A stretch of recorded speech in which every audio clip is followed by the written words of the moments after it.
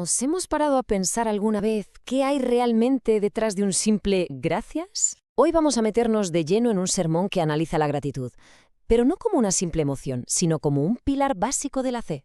Vamos a ver por qué ser agradecido es mucho, mucho más que tener buenos modales. Vale, pues vamos a ver cómo se estructura esto. Para entenderlo bien, primero vamos a atacar el problema de raíz, la ingratitud. Después definiremos qué es la gratitud de verdad, esa que va por dentro. Luego veremos las razones para practicarla y para terminar, lo más interesante, ¿qué es lo que produce? ¿Qué resultados tiene? Y para empezar, lo curioso es que no se arranca con teología pura y dura, sino con una historia muy potente del Evangelio de Lucas. Una historia que, ya veréis, nos suena bastante familiar hoy en día. Pensemos en esto, 10 personas que estaban completamente marginadas por una enfermedad terrible y de repente de un día para otro se curan, un milagro que les devuelve literalmente la vida. Y aquí viene lo fuerte. De los 10, solo uno se da la vuelta para dar las gracias. Solo uno. Es un reflejo brutal de lo fácil que es recibir una bendición y sin más seguir adelante, olvidándonos de dónde vino. La verdad es que esa pregunta de Jesús se queda flotando en el aire, ¿verdad? Nos golpea directamente y nos obliga a pararnos un segundo y pensar en nuestra propia tendencia a no ser agradecidos. Vale, entonces, si este es el problema, ¿cuál es la solución? Pues bueno, se nos dice que la gratitud de verdad no tiene nada que ver con decir gracias por compromiso, es algo mucho más profundo. Y aquí se hace una distinción que es, fundamental.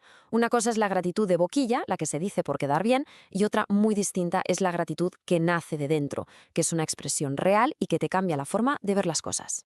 Y para pillar de verdad la idea, es súper interesante irse al griego original. La palabra eucaristeo no se refiere a un acto, a decir algo, sino a un estado del ser. Un agradecimiento que brota del corazón, al reconocer que todo lo bueno que tenemos es, en realidad, un regalo.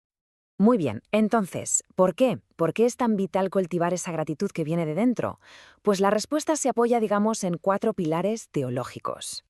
Fijaos en la estructura, que es muy lógica. Primero, porque Dios es bueno. Segundo, porque se preocupa por nosotros. Tercero, porque nos ha salvado. Y cuarto, porque directamente nos lo pide. Se pasa de la naturaleza de Dios a sus acciones y finalmente a una instrucción directa. Pero de todas estas razones, la más potente, la que lo cambia todo, es la idea de la salvación. La creencia de que nuestro mayor problema ya está resuelto.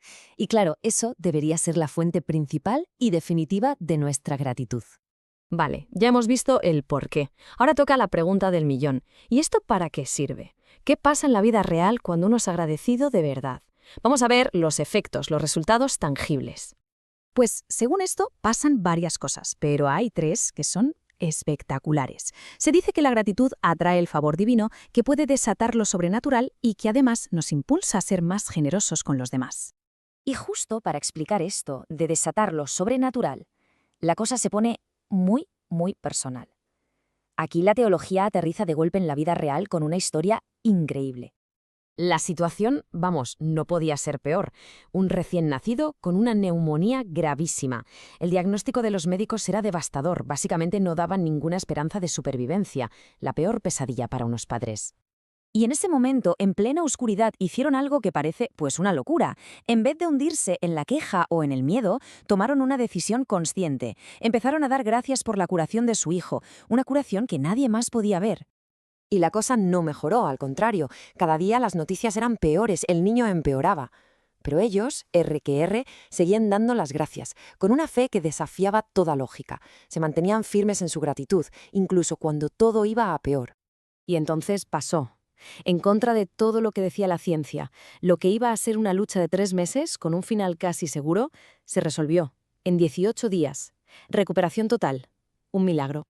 Esta historia es el corazón de todo el mensaje, y la lección es brutal. La gratitud no es solo una respuesta cuando las cosas van bien, es una elección consciente, una fuerza activa que puede, de hecho, darle la vuelta a las circunstancias. Y con esto, todo este recorrido nos deja con una pregunta final, una pregunta que flota en el aire para cada uno. ¿Y hoy de qué se puede dar gracias?